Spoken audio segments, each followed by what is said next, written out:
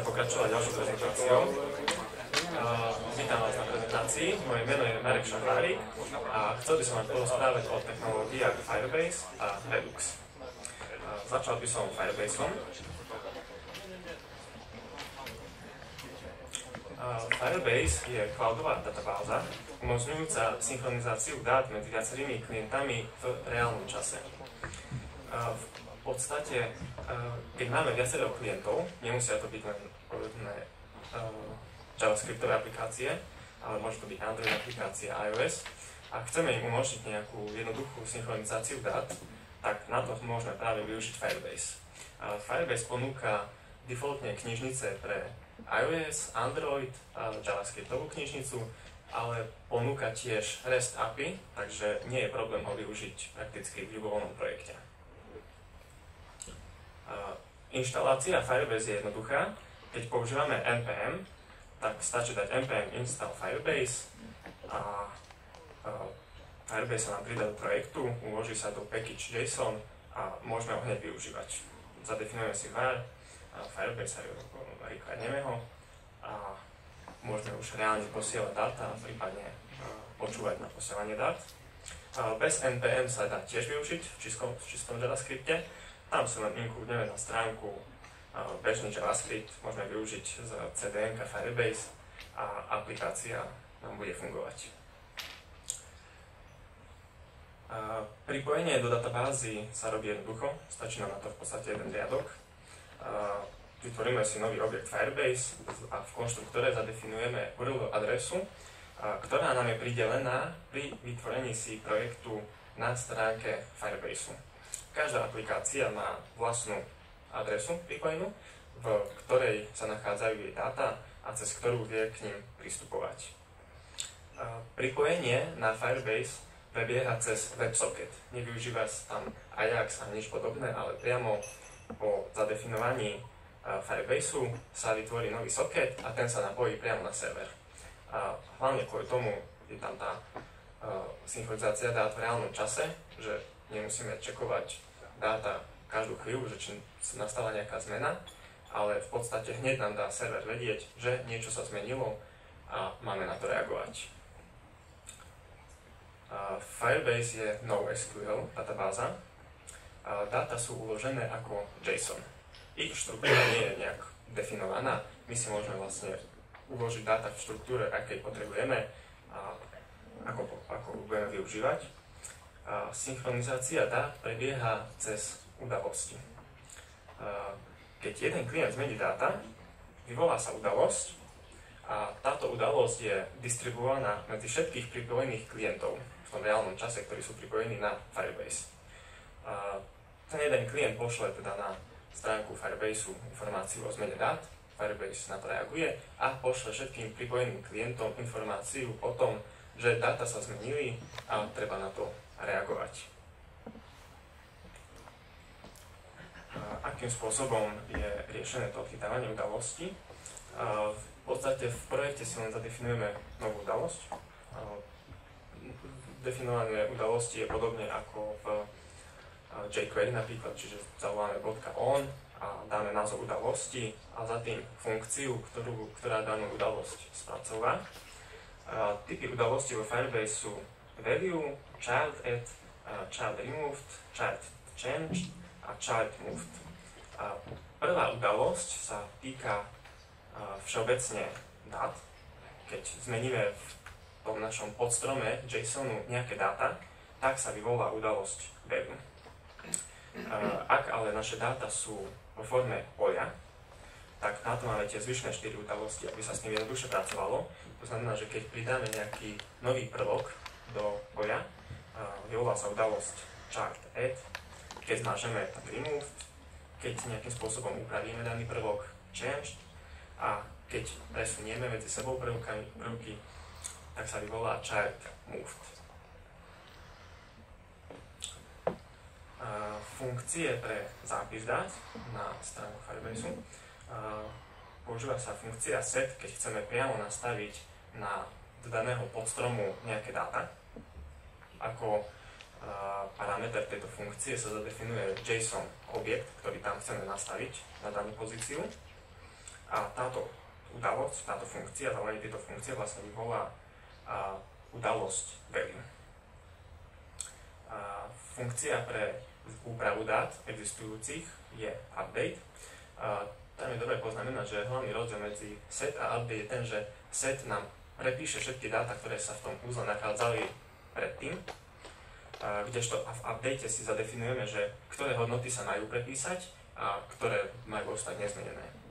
Typický príklad je napríklad nejaké informácie o užívateľovi. Nechceme ho celého nahradiť, celý objekt, ale chceme iba zmeniť nejakú položku, napríklad meno, tak len zadefinujeme update pre užívateľa, iba položka meno, nech sa updatene a na to sa potom vyvolá udalosť. A tretia funkcia pre zápis dát je push. To je pre prácu s pojom. Do push vložíme JSON, ktorý sa pridá do daného poja.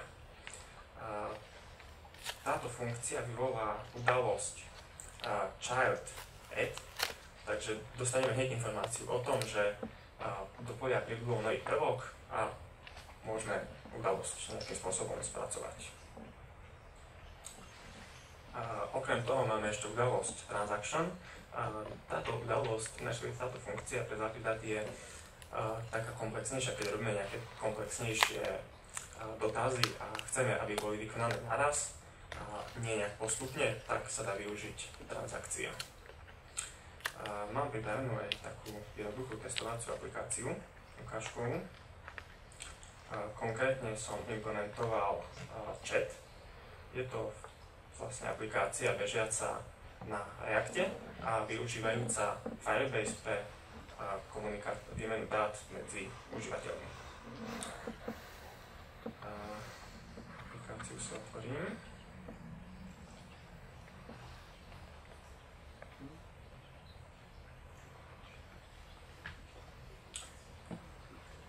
No, tu nám určite nejaký vtipálek napísal nejaké správy, ktoré potom zmažeme. V každom prípade prebieha to tak, komunikácia, keď si vymyslím nejakú priezvivku, dám si, že šafo, pripojím sa, už je odoslaný objekt na Firebase a všetci pripojení klienti sú informovaní o tom, no už prišiel aj ďalší klient, všetci ostatní klienti sú informovaní o tom, že prišla daná správa a teda, že sa užívateľ pripojil. Takisto pri odoslaní správy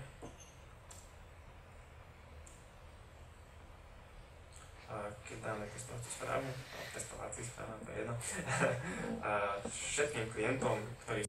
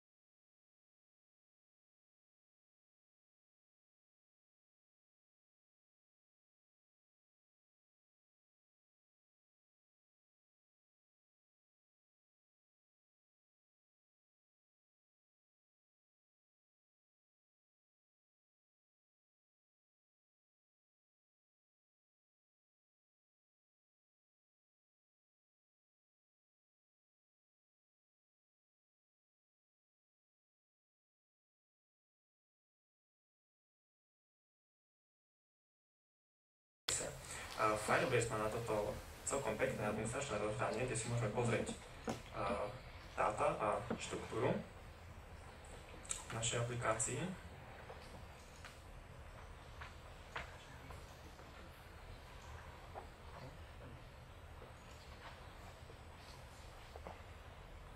Tu mám vytvorenú moju testovaciu aplikáciu. Ešte som sa mohol vrátiť.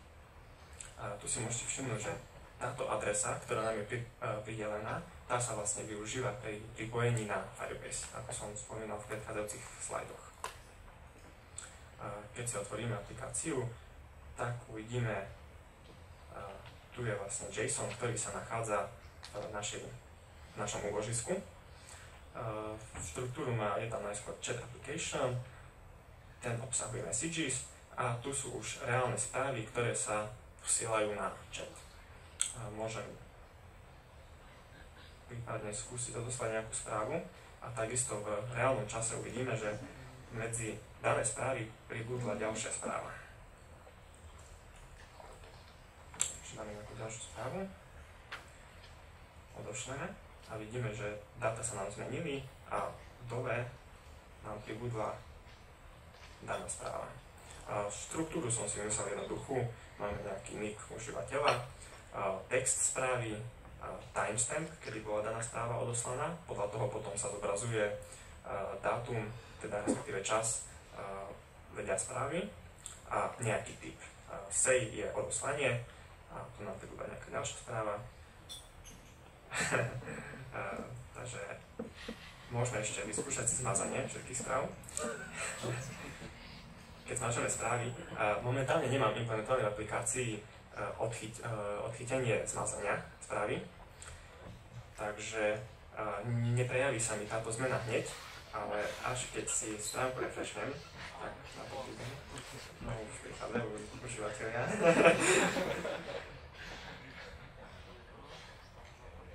No, teraz vidíme, že vlastne tie predchádzajúce správy, ktoré tam boli predtým, sa tam už nenachádzajú, ale ďalšie testovacie.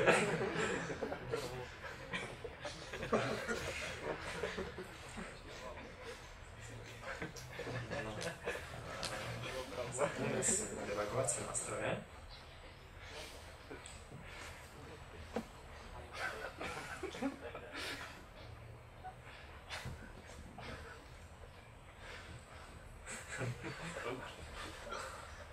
Môžeme si pozrieť pri networku, že vlastne reálne nevidíme v networku žiadne správy, lebo v networku sa defaultne nedebuguje posielanie a prijímanie správ cez socket. Ale myslím, že Chrome by mal mať na to nejakú možnosť, alebo to na nejaký ďalší doplnok treba doinštalovať, teraz neviem. Asi tak. Doplnok, keď sa doinštaluje, tak vieme si potom pozrieť aj správy, ktoré boli odosielané cez socket. A v podstate sú to tieto JSOny, ktoré sa posielajú, plus sú ešte zabalené do nejakého ďalšieho JSOnu, ktorý je vnútorne pre Firebase a vlastne im dáva vedieť o tom, že kde sa daná správa nachádza, kedy bola odoslaná. Správy sa momentálne zobrazujú v poradí v Accomplished. To je defaultné správanie. Takisto, keď si refreshnem stránku, tak mi neprídu len nové správy, ale budú mi chodiť aj všetky správy, ktoré boli odoslané predtým, ako som mal stránku zapnutú. V podstate sa mi odošle celý zoznam správ, celé pole, ktoré sa nachádza v úložisku. Takže keď si refreshnem stránku, tak vidíme, že máme tam úplne prvé správy. Môžeme si pozrieť teraz zdrojový kód, ako vyzerá.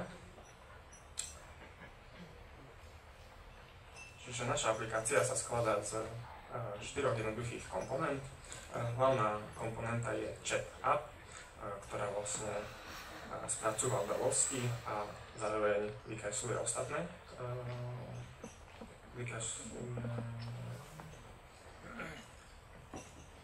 Vykresľuje ostatné správy a ostatné komponenty. V komponent didMount, čo je vlastne funkcia, ktorá sa zavolá pri inicializácii komponenty, sa zadefinuje spojenie na Firebase a takisto sa zadefinuje udalosť chart_add, priradí sa mu funkcia handle message, ktorý spracuje danú správu. A handle message spraví len to, že nám príde správa. Správu, respektíve JSON obsahujúci správu získame tak, že nám príde snapshot a z neho s funkciou .value získame už konkrétny JSON správy. Tento JSON správy len vložíme na začiatok poľa a updateme stav.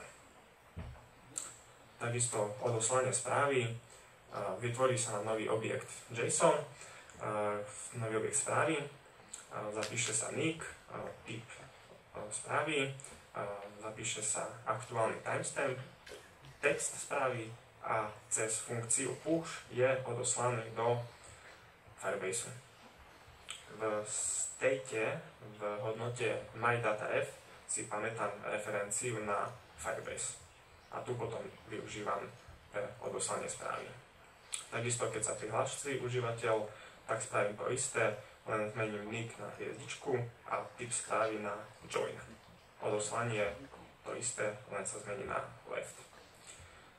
Výpis správ, tam sa v podstate len prejde celé pole správ. A pre každú správu sa vytvorí komponenta chat message a predajú sa jej hodnoty zo správy a táto správa je následne vykreslená. A tu by nás mohlo zaujímať, že či sa dá nejakým spôsobom upraviť načítavanie tých správ, aby sme videli iba nové správy a nie aj všetky predchádzajúce. Lebo keď by sme chceli nejaký reálny chat, tak časom sa tam nakopí veľké množstvo správ a nechceme, aby nám pri inicializácii aplikácií prišlo celé množstvo správ. A to si vieme vyriešiť jednoducho pri pridaní add on. Si zadefinujeme limit to last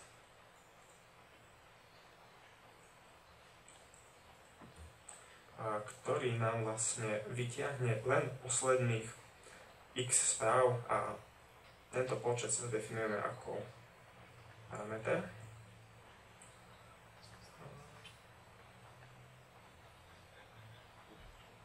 Čiže dáme si napríklad, že chceme vidieť iba posledných 5 správ.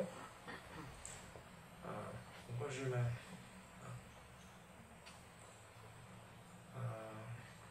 Neviem, čo mám pustené npm-ko, zrejme.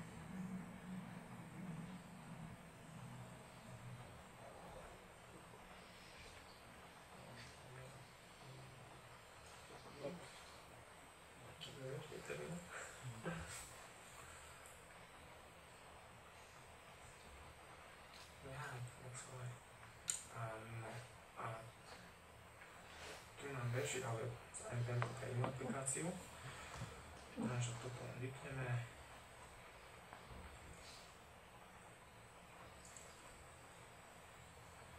Čiže application cez npm start si naštartujeme buildovanie aplikácie. Tak, má byť zbuildované. A teraz, keď si refreshneme stránku,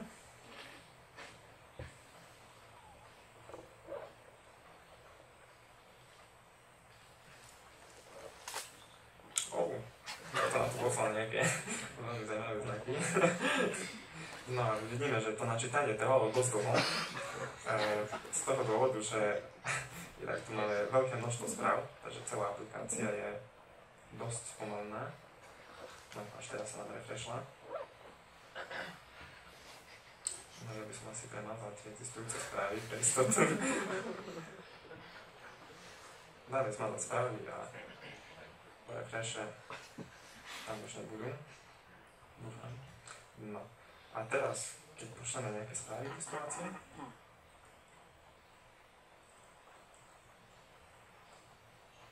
a refreshneme si stránku, tak by sme mali mať posledných 5 správ plus aktuálne nové prichádzajúce by sa nám mali zobrazovať. Čiže refreshneme si. No, 3 som dal.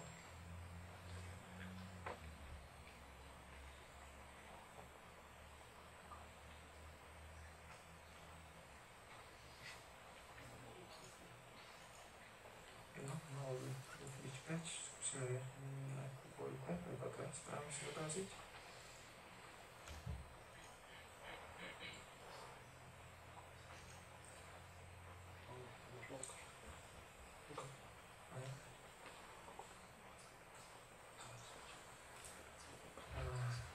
Teraz si vyskúšame aplikáciu. No, máme posledné 2 správy. Tu nám poslal správu nejaký užívateľ s prázdnym nickom, taktiež prázdnu správu. To by mohlo byť zabezpečené. Asi to bude nejaký neviditeľný znak. Čiže po refresh aplikácie nám teraz prídu posledné 2 správy a aktuálne nové prichádzajúce. taktiež si môžeme nastaviť nejaké sortovanie správ. Defaultne sú správy v poradí, akom prišli na server Firebase.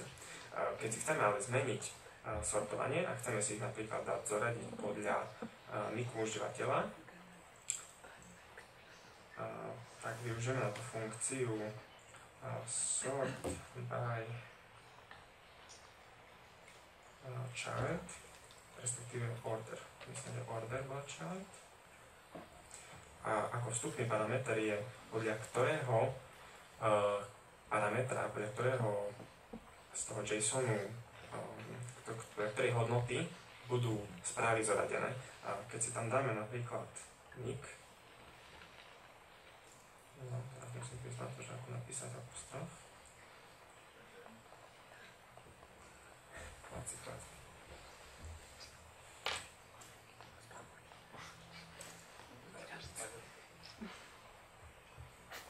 No, čiže dáme si nick.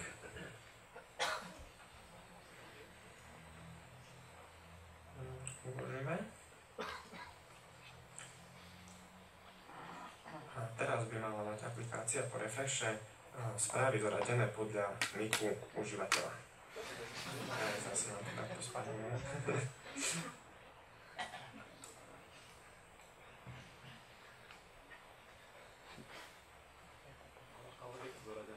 Je to zoradené, začína sa odáčka, ale kvôli tomu, že sú tu niektoré takéto zaujímavé správy, tak nevidíme ďalšie. Dám asi to tu zmazať.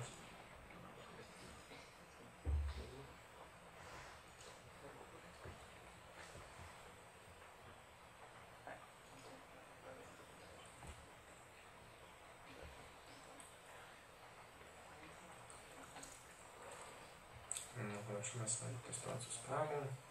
Čiže keď si refreshnem stránku, tak by sa malo začínať od užívateľa ABCD a potom by mal nasledovať užívateľ test. A vyskúšame.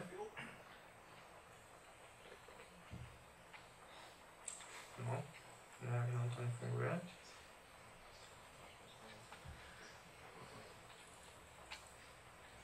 Respektíve sú zoradené, ale od ABCD, ale od konca. Od Z až po Ačko a následne bez niku.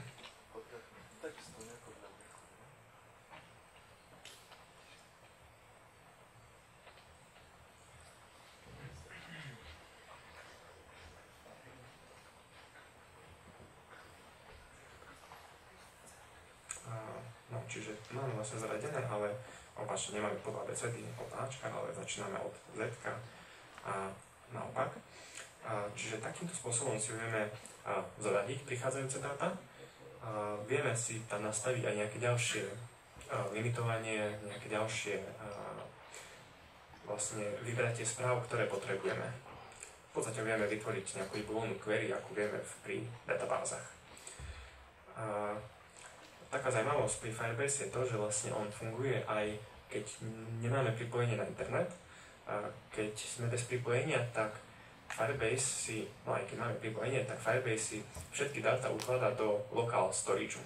Čiže neposiela ich iba serveru a nepracuje iba s prijatými a odoslanými správami, ale vždy si ich uloží najskôr do local storage a až následne sa ich pokusí odoslať na server.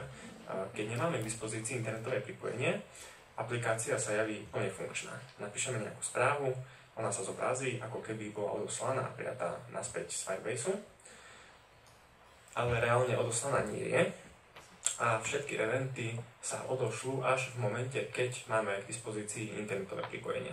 Firebase kontroluje každú chvíľu, že či je k dispozícii, keď zistí, že už je, tak následne sú všetky eventy odoslané. Odoslané sú v takom poradí, v akom boli v aplikácii reálne vytvárané. Čiže keď jeden klient vypadne mu pripojenie, napíše nejaké správy, následne nejaký iný klient napíše správy, prvému klientovi sa podarí pripojiť na internet, tak jeho správy budú defaultne zobrazené pred správami druhého klienta, lebo Firebase si pamätá čas, kedy boli odoslané.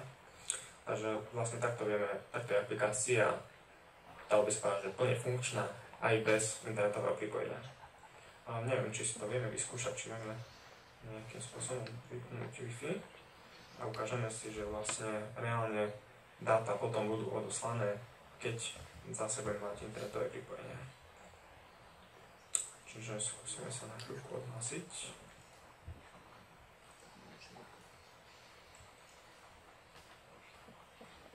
Tak, a refreshneme si aplikáciu. Žiadne správy nám teraz neprídu, lebo nemáme internetové pripojenie, ale keď napíšeme prezývku, vidíme, že reálne správa sa tvári, ako keby bola odoslaná a prišla naspäť z Firebaseu. Napíšeme moja správa, odošleme a vidíme, že chat sa tvári v podstate funkčne, až na to, že nepríjmame žiadne správy, nevieme si nikým písať, ale tvári sa ako funkčný. A v momente, keď si zapneme internetové pripojenie,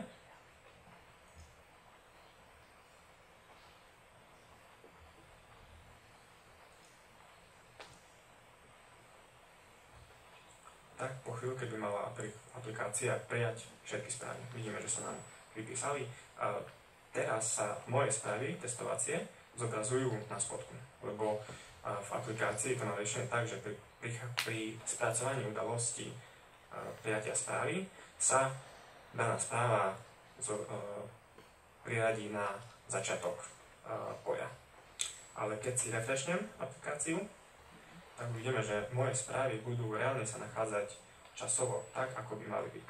Už nie sú na spodku, ale už máme moja správa o 19.9, tak ako malo byť. Takže ani nejaká strata internetového pripojenia nevedie k nefunkčnosti aplikácie. Neskôr budú všetky dáta, ktoré majú byť odoslané, reálne odoslané. Čiže toto je taká zaujímavosť pri Firebase. A ako som spomínal, mazanie správ nemám implementované v aplikácii a bolo mi povedané, že by som mal vymyslieť pre vás nejakú domácu úlohu. Takže ma napadlo, že mohli by ste do aplikácie upraviť tak, že pridáte spracovanie mazania správ.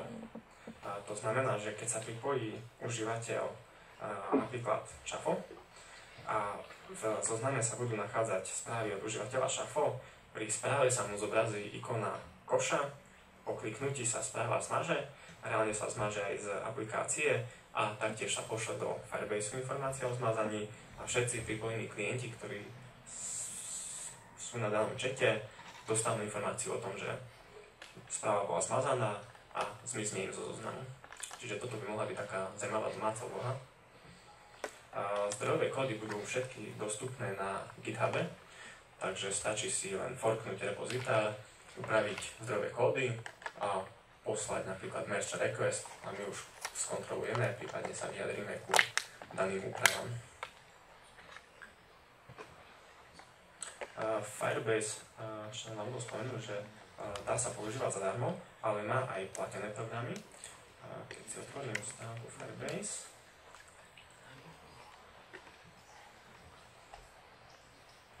a pozrieme si cenník, tak účet, ktorý je zadarmo, podporuje 100 pripojených klientov naraz. Veľkosť úložiska je 1 GB a transfer mesačný je 10 GB. Toto sa dá neobmedzene využívať zadarmo a následne sú platené programy, keď potrebujeme väčšie množstvo spojení alebo väčší storage, tak si už musíme zaplatiť. Ale na testovacie účely je ten voľný program potom tak úplne dostačujúci.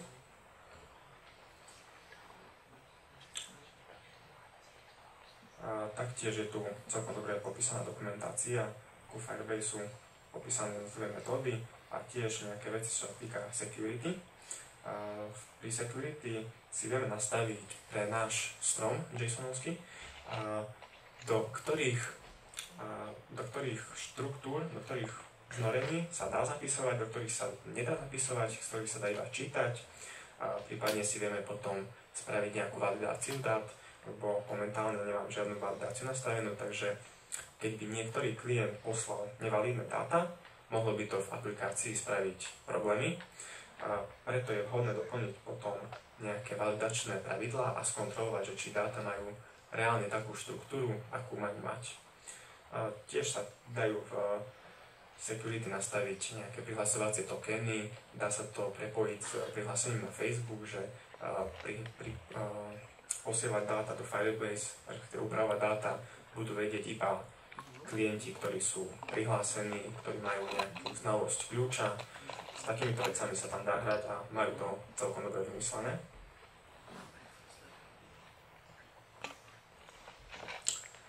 Takže to by bolo z mojej strany ku takému úvodu do Firebase asi všetko.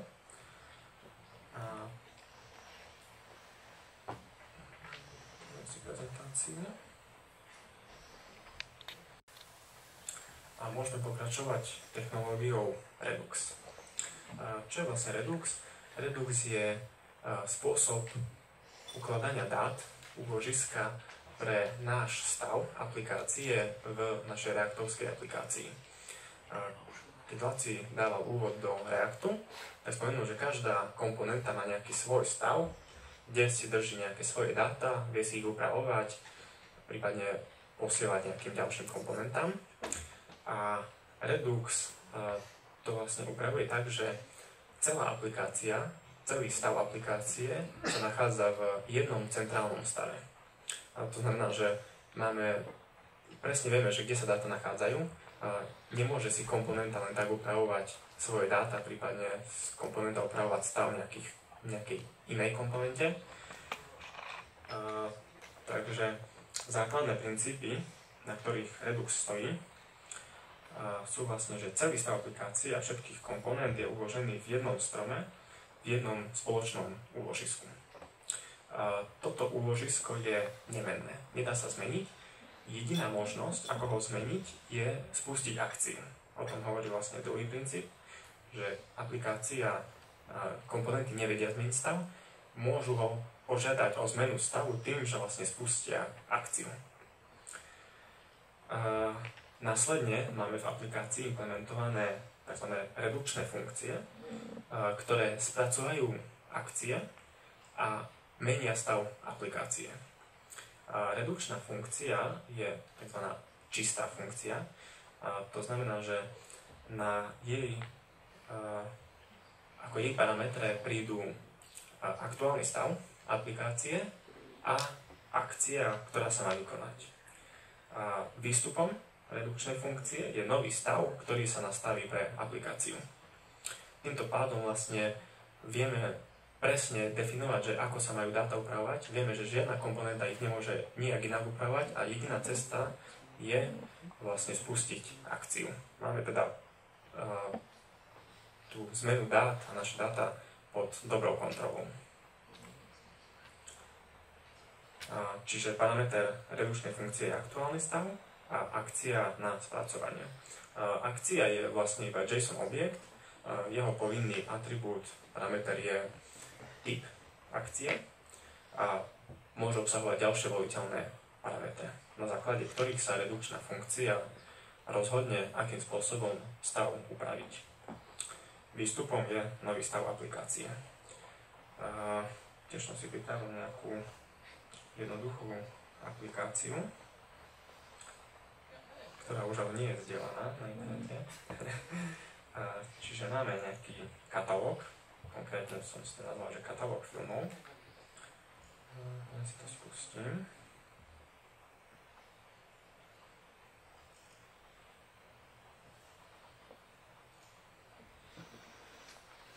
A ešte si nastavím priamko, aby všetky zmeny boli hneď prejavené.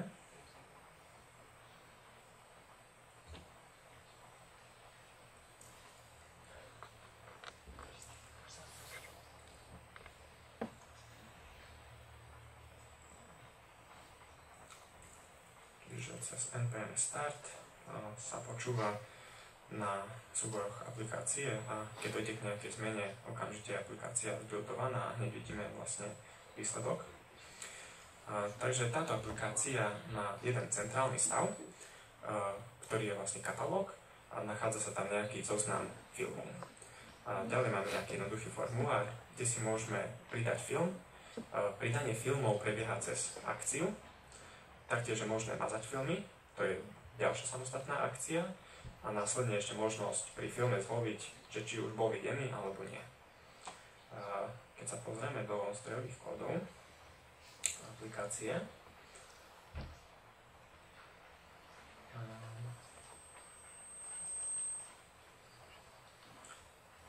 tak máme tu niekoľko súborov. V app.js máme vlastne providera, ktorý nám vlastne sprostredkuje ten stav pre našu aplikáciu.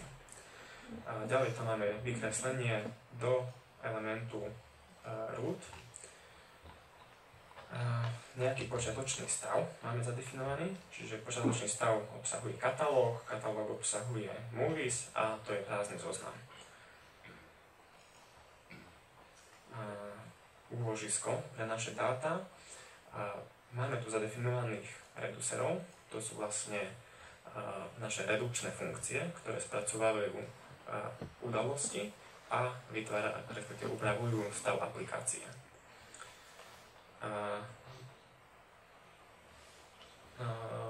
Nejaký root reducer si vlastne môžeme vytvoriť kombináciou viacerých reducerov. Keď už aplikácia je väčšia a stáva sa zložitejšou, tak v jednom súbore by bolo dosť nepraktické mať reducery pre spracovanie všetkých aplikácií, ale vhodnejšie by bolo rozdeliť si ich podľa toho, že čo spracovávajú. Keď mám napríklad nejaký katalóg, môžem si spraviť jeden reducer, ktorý bude mať na starosti len spracovanie akcií, ktoré sa týkajú filmov. Takisto si môžem spraviť reducer, ktorý bude spracovávať pesničky napríklad. A my máme momentálne len jeden reducer a to je katalóg reducer, ktorý spracováva akcie movie delete, movie add a movie change watched. Čiže keď si v aplikácii vypneme nejaký názov filmu, zvolíme rok, v takom roku bol Matrix vydaný, 1991 napríklad. Dáme, že som ho už videl. Pridá sa nám do stateu a tento state je následne cez nejaké mapovacie funkcie prenesený do vhodnej komponenty ako props. Props vlastne komponenty nevedia upraviť. Vedia ho vykresliť, ale upravovať ho nevedia. Už keď chcú požiadať o úpravu stavu, už musia spustiť akciu. Takže keď klikne napríklad videný, zavolá sa akcia, tá zmení stav a následne sa ten stav premietne ako upravený props do komponenty a táto komponenta je prekreslená. V kóde to vyzerá, keď sa otvoríme komponenty, máme tam komponentu movie app, tá vlastne iba zobrazí formulár a zoznam filmov. V zozname filmov máme prop katalóg. Prejdeme si všetky movies v katalógu a vykreslíme daný film. A tu máme mapovacie funkcie, ktoré vlastne mapujú stav na props. Mapujeme si len jednu jedinú hodnotu zo stavu, čiže ako props katalóg nám príde state.katalóg. Props nemôžeme upravovať, môžeme iba vykresliť. Takisto naše funkcie, ktoré dispečujeme, naše akcie, si namapujeme do propsov. Takže akcia add movie sa namapuje na prop add movie. Delete movie sa namapuje na prop delete movie. To znamená, že v aplikácii, keď už chceme zmazať film, tak po kliknutí na tlačítko zmazať sa zavolá onClick delete movie, ktorý zavolá onProps delete movie. Ten mu bol prenesený z parentovskej komponenty. Tu vidíme, že pri vytváraní komponenty movie sa preniesie aj props delete movie. Čiže zavolá sa delete movie a ako parameter si zadefinujeme nejaké ID filmu. ID filmu je len náhodne vygenerované číslo pri pridávaní nového filmu do zoznamu. Čiže zavolá sa dispatcher danou akciou.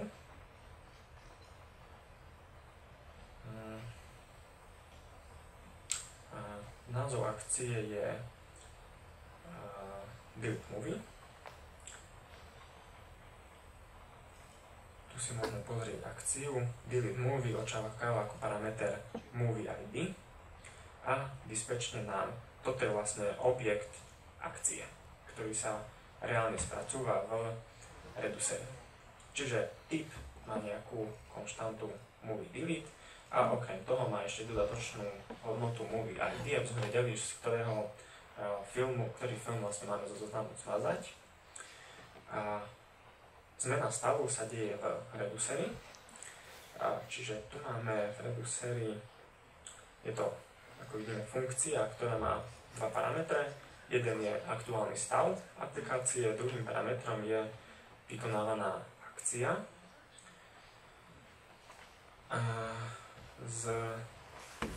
Zo stavu aplikácie sa vyklonuje nový stav aplikácie. Popíšem potom, že prečo sa vlastne vyklonuje. Nemusí sa klonovať, ale kvôli dodatočnej funkčnosti je tam momentálne nastavené klonovanie. Čiže vyklonuje sa nový stav. Cez switch sa nám zistí, že sa jedná o akciu Movie Delete. Prejdeme si v stave všetky movies. Ak ID-čko movie sa zhoduje s ID-čkom, ktoré bolo prenesené do akcie, daný film zmažeme z nášho poľa a nastavíme pole do nového stavu a tento stav je následne vrátený touto funkciou. Redux sa už postará o to, že tento stav sa nastaví ako stav aplikácie a zmena sa okamžite prejaví v aplikácii. Dáme zmazať a film hneď zmizne. Môžeme si zadefinovať napríklad nejaké logovanie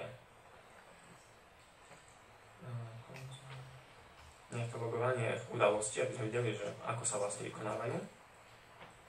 Čiže dáme si len console log z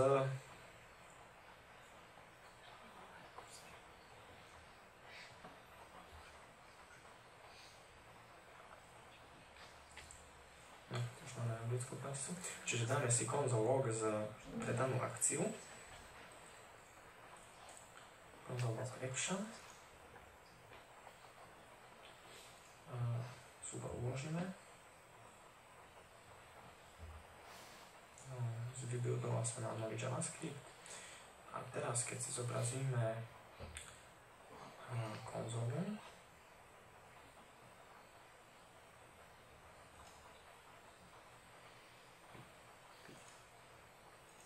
a refreshneme si aplikáciu, tak vidíme, že už nám boli odoslané nejaké počiatočné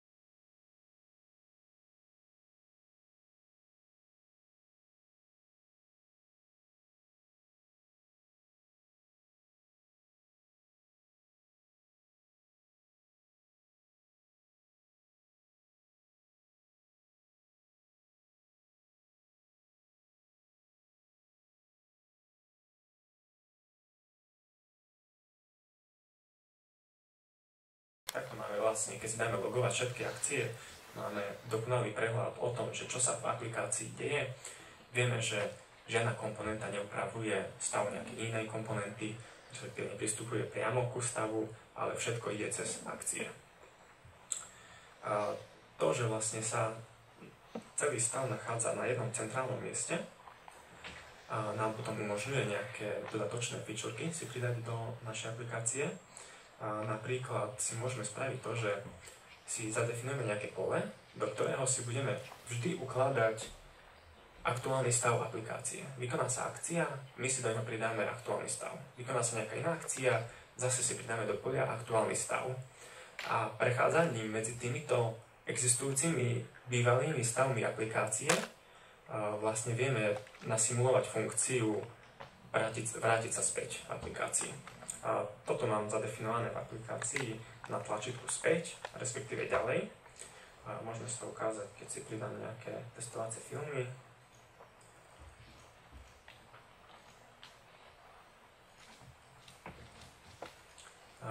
Vo filmoch môžeme nastaviť, či bol videný, nebol videný. Trošku sa s tým pohráme a nejaký film zmažeme. Tu máme log našich všetkých aplikácií a máme zadefinované pole, do ktorého boli všetky stavy, ktoré sa menili, uložené. Teraz, keď kliknem na tlačítko späť, vybere sa z toho poľa stav, ktorý bol o vlastne akciu bližšie, ktorý bol nastavený pre aplikáciu predtým, ako bola vykonaná akcia Movie Delete. Čiže vidíme, že film sa nám tam zase zobrazil. Takisto, keď klikáme ďalej, vidíme, že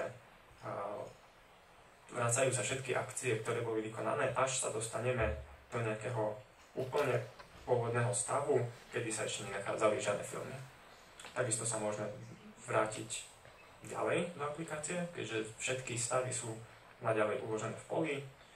Klikaním na ďalej sa zase vracajú všetky akcie, ktoré boli vrátené, zase sa vracajú do aplikácie, až sa dostaneme do pôvodného stavu.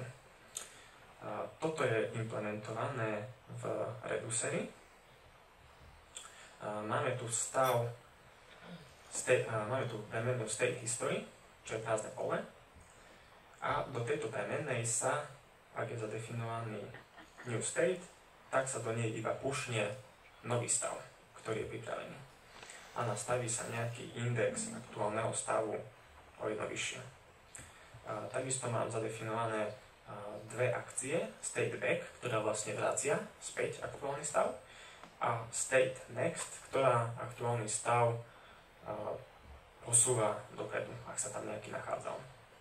Čiže tu sa len skontrolujeme, že či v poli sa nachádza aspoň ďalší stav a že či aktuálny index je väčší ako 0. Ak áno, znižíme aktuálny index a ako new state nastavíme z nášho state history o jedno vlastne nižšie. Takisto v next, state next, pridáme jednotku a nastavíme stav, ktorý je o úroveň vyššie. V prípade, že sa vrátime späť a nasleduje nejaká akcia, ktorá není state back a state next, ale nejaká iná, tak sa z poľa zmážu všetky vlastne nasledujúce stavy, ktoré sa tým spôsobom vlastne prenážu. Už keď sa vrátime späť a niečo vykonáme, už sa nevieme zase vrátiť dopredu k tým stavom, ktoré sa tam nachádzali. Takže keď teraz ideme späť a vykonám nejakú akciu, napríklad si len zakliknem, alebo môžem si zmazať prvý film, tak už sa neviem ďalej dostať do tých stavov, ktoré boli. Viem sa vrátiť späť a viem sa dostať len do toho aktuálneho, v ktorom sa nachádzam. Čiže vlastne Redux, tým, že má centrálny stav a že všetko sa dispečuje, tak vieme si veľmi jednoducho implementovať funkciu späť a ďalej tým, že si len ukladáme históriu stavov. Tu by bolo dobre spomenúť, že by sa tu veľmi pekne dalo využiť Immutable.js, o ktorom Láci spomínal, lebo vlastne každý stav len vychádza z aktuálneho stavu len nejakou drobnou úpravou. My si teraz vlastne v tom poli State History pamätáme úplne celé objekty. Nové objekty, vždy si vyklonujeme objekt a ten tam vložíme. Takže to je v podstate zbytočné, keď každý stav vznikol iba modifikáciou predošlého, takže dalo by sa tu využiť Immutable.js a pamätali by sme si v podstate len jeden stav a potom iba následne, akým spôsobom bol menený v aplikácii. Týmto by to bolo rýchlejšie a tiež by spotrebovalo menej pamäte. Taktiež vás môže napadnúť, že keď máme vlastne celý stav aplikácie ako jeden JSON centrálny, či by sa nedal využiť v predchádzajúcej prednáške spomenutý Firebase na synchronizáciu aplikácie medzi viacerými klientami. Dal by sa využiť a pre synchronizované aplikácie by to bolo veľmi vhodné riešenie.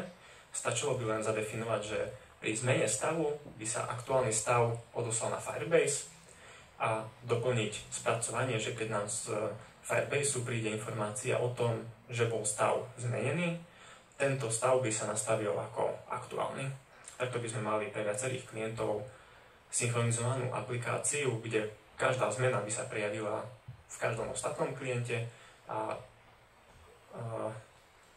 keby sme napríklad si pridali film, okamžite by sa to premietlo všetkým ostatným klientom. Takže toto je ďalšia možnosť, ako sa to dá využiť. Pre Redux je ešte celkom dobrý debugger spracovaný. Dám si ho natrať. Je to vlastne doplnok do Chromu. Nemám ho tu teraz nainštalovaný, ale môžete si to vyskúšať doma. Doplnok do Chromu, kde v aplikácii stačí zmeniť v podstate jeden riadok pri vytváraní úložiska. A potom budeme mať možnosti debugovania Redux aplikácie. Tu je nejaký obrázok, ako vyzerá taký debugger. A vidíme všetky akcie, ktoré boli vykonané. V každej akcii vidíme stav, v akom sa nachádza a ktorá akcia bola vykonaná. Máme možnosť vyškrtávať akcie, to znamená vrácať ich späť, vrácať ich zase dopredu. Čiže tento doplnok stačí len stiahnuť ako doplnok do Chrome a zmeniť jeden riadok a malo by to byť funkčné. Keď to chceme naimplementovať, treba stiahnuť Redux DevTools a následne, to by malo byť aj spomenuté, tu je Chrome Extensions.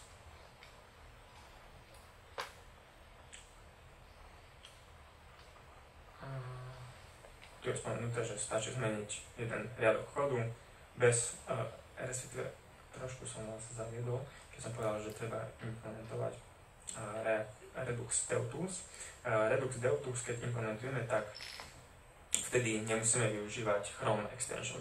Keď chceme ale využiť Chrome Extension, nemusíme importovať do nášho projektu nič, stačí fakt len zmeniť jeden riadok kódu, zistiť, že či existuje DevTools Extension a ten následne pri vytváraní stateu využiť.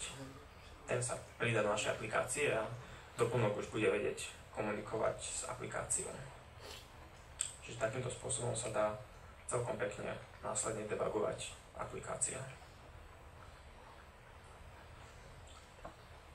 Čiže to by bolo z mojej strany ku Reduxu asi všetko. Tu máme zadefinované konštanty, ktoré sa využívajú pre statey, stateDex, stateNext, movieAdd, movieDelete, movieChangeWatched.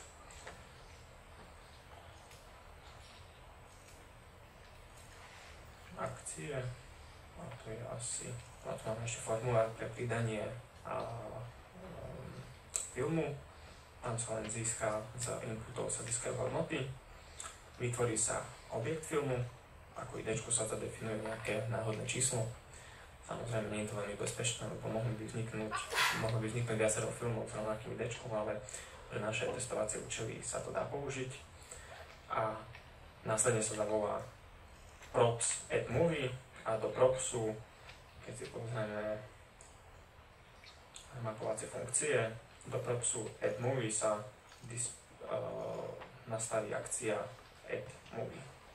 Ako parameter sa zadefinuje vytvorený JSON film.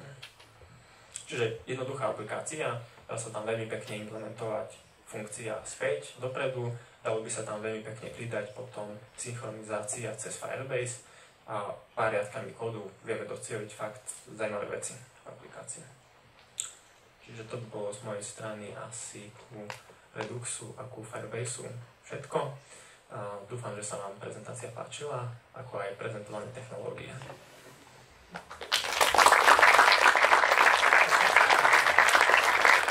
Ak máte nejaké otázky, tak vás poprosím. Ja som chcel spýtať, že v ktorej časti je dobre implementovať Ajax volania a takisto callback ako ASCII návratovú hodnotu povedzme Reduxu alebo nejak. Áno, čiže otázka znie, že v ktorej časti aplikácie je vhodné implementovať Ajax volania a nejaké callbacky, napríklad aj v Redux aplikácii. Tak v podstate, kde potrebujeme nejakú komunikáciu s backendom.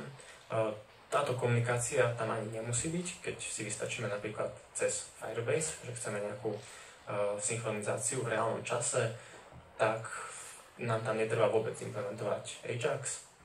Ale keď máme nejaké APIčko, kde sa dopytujeme cez nejaké REST API, tak v tom prípade by sa tam dalo využiť Ajax volania. Ale asi nie v komponente Reactovom, ale nejakú akcii. V podstate by to mohol priamo komponent by mohol zavolať. Prišlo by mu nejaká odpoveď z Ajaxu a on by následne vlastne zavolal akciu. Ako nie je definované, respektíve nie je to vyslovene zakázané, že nemôže byť v komponente. Pure only, respektíve pure funkcia má byť len reducer, ktorý spracováva akciu, ale toto by podľa mňa sa dalo bez problémov pridať aj do komponentu. Prípadne by sa to dalo aj nejako inak vyriešiť. Cez nejaký servis by sa mohol zadefinovať a tento servis by následne zavolal akciu. Možností je naozaj dosť. A ešte otázka k Reduxu. Budem si ho nainštalovať, teda Firebase, budem si ho nainštalovať aj lokálne, alebo musím použiť ten Firebase, že či sa dá nainštalovať lokálne. Databáza Firebaseovská, tak vlastne, s ktorou sa komunikuje, myslím, že nenašiel som nikde, že by sa dala nainštalovať lokálne alebo na vlastný server.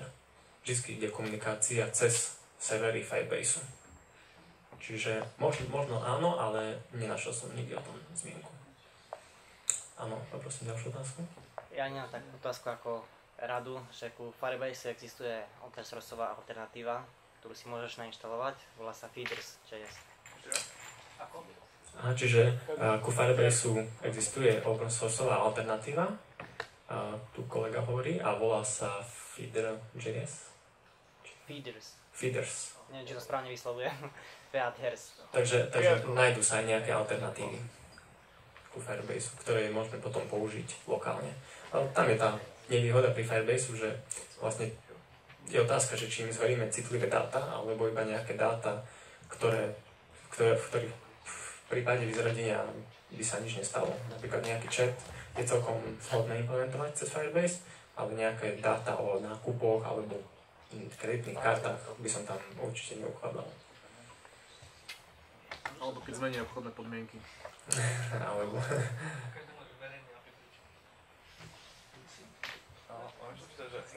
Ako by si porovnal Firebase a Meteor.js?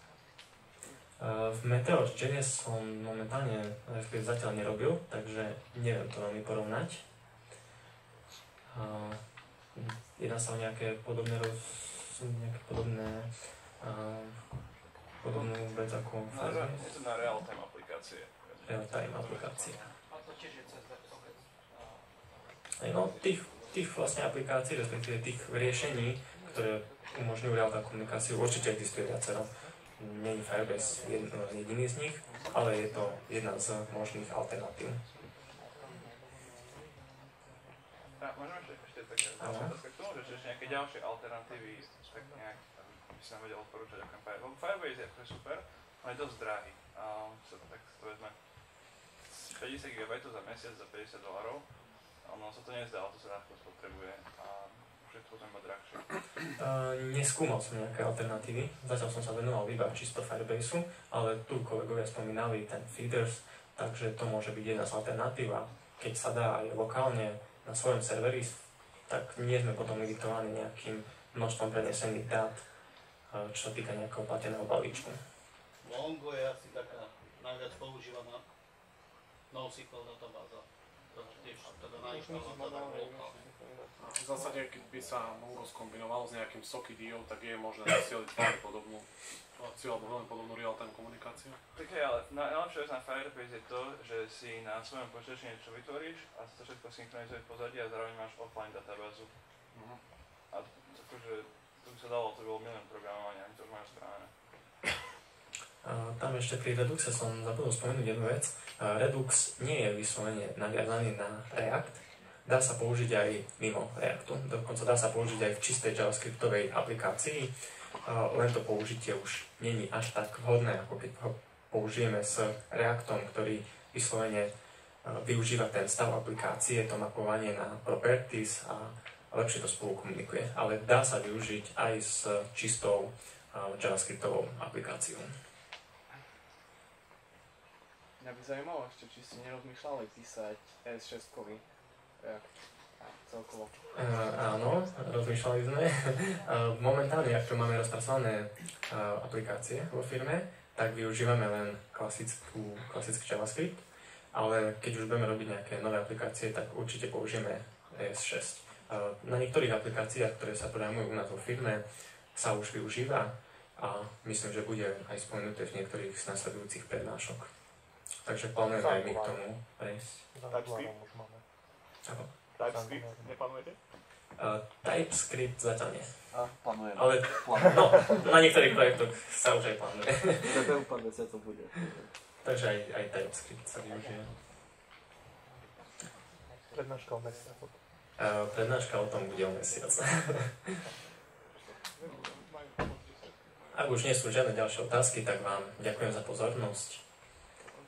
A z mojej strany by to bolo asi všetko.